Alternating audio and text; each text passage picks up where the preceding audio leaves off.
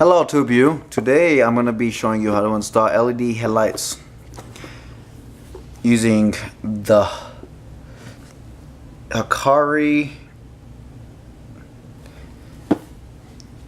Yay.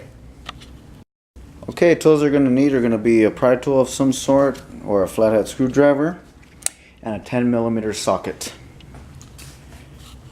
Where's my socket? Anyway, a 10mm socket.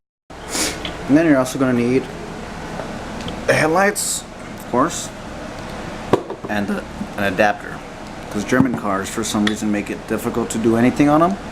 So you're going to need an adapter for it to snug in. Okay.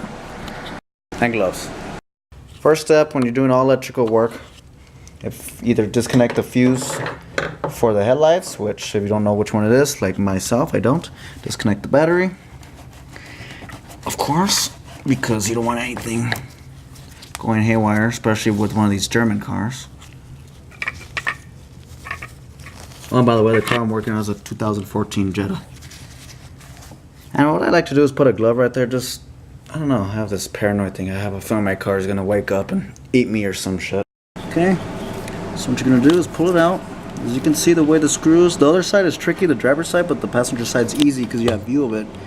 As you can see, those little ridges go behind that, and then they twist.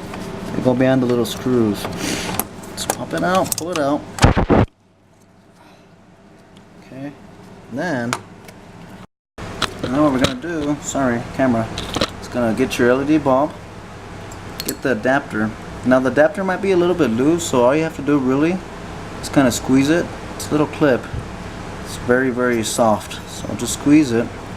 So once you put the pieces together,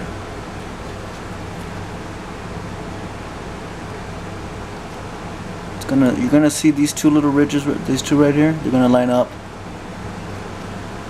with that right there. So see how they line up right there, and squeeze it in. And since I squeezed it earlier, it's not loose. It's gripping on perfectly. And that's the way they go on the H7s. On German cars, everything is completely different, so you don't need an adapter. Unless you fabricate your own, which I'd rather just buy my own for $6 on Amazon. And I'll link them. So your bulb is prepared to go in. Okay, so once you got your LED bulb prepped, now what we're going to do is get the bulb, the old one, and pull it out. And if you can't pull out, as you can see, I'm having trouble. As long as you have your battery disconnected, don't hesitate to get it between the clip and the actual bulb. Kind of pry it out each side.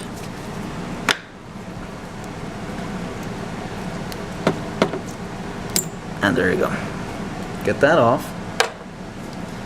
This, you're not going to need this clip no more, because this is where it's going to connect, and it's just going to take up more room than necessary. So just go ahead and pop it off. Now here comes the difficult part. What I was showing you earlier was the high beam housing, which is over here. It's the same thing, but I was doing a demonstration to show you how it goes in. It's the same thing as the low beam housing, but it's very difficult. But it's just because it's hard to see. That's what makes it more difficult. I mean, if you really want to go all out, you could take the high beam housing out. I mean, the whole highlight housing out, but that's a lot of work. So, or if you wanted to, you could take out the reservoir. But then again, it's just to replace a headlight. No thanks. Maybe I'm lazy. I don't know. So what I'm gonna do is get it. It's locked in, nice and snug. And you can see from here. Let me show you. Show you guys. So, and if you got your LED dirty, clean it with alcohol, like an alcohol wipe. I forgot to mention that as well. Have some alcohol wipes handy just in case.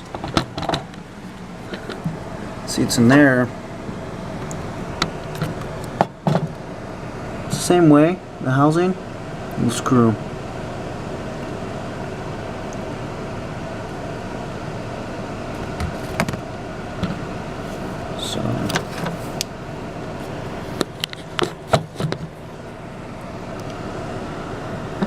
Sorry if I have to put it upside down, but so it's the same way. You put it in, pop it in, and you just I won't be able to film while I'm doing that, but I did the demonstration earlier, so actually I'll do it on this one just to show you, which is the high beam housing.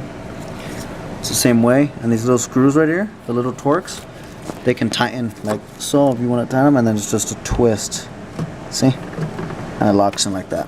Same thing with the other one. And then once you connect them, you get them all in, and be able to test them out. See, the problem with these headlights is they are a pain in the butt to try to, without being able to view them. I'm gonna show you. See, this is much easier being able to see that right there in front of you than this side, this is the side I have to work on. And have you noticed LED bulbs also? There's limited air surrounding once you cover with the dust cap. So what I'm gonna do is leave mine off, because if you restrain them, because they get hot, super hot, and if you restrain them, they probably will wear out pretty quickly. They have little fans, and you can actually hear them turn on when you turn on the lights. But it's gonna be somewhat difficult. I did it without removing the reservoir. I did remove the little nozzle, not the nozzle, but the windshield washer fluid port. This just goes in like that, and then with the little 10mm socket goes right on, just to give me a little bit more room. But it was difficult, just trying to get those little clips to snug in. As you can see, it worked, and that's how you do it. And it was quite difficult. It was more difficult than my life. And this is something very simple. Volkswagen didn't really think that through when they... Even the light bulbs themselves are hard to change out. For some reason, that little adapter was not snugging into both little screws, which I showed you earlier. But you'll be able to do it. You just gotta get enough light and surrounding it, and feel it with your hand. Don't use gloves when you come to this. Just feel it with your hand, and you'll be able to feel when the little clip is behind that screw, and then start to tighten them with the T20 Torx bit.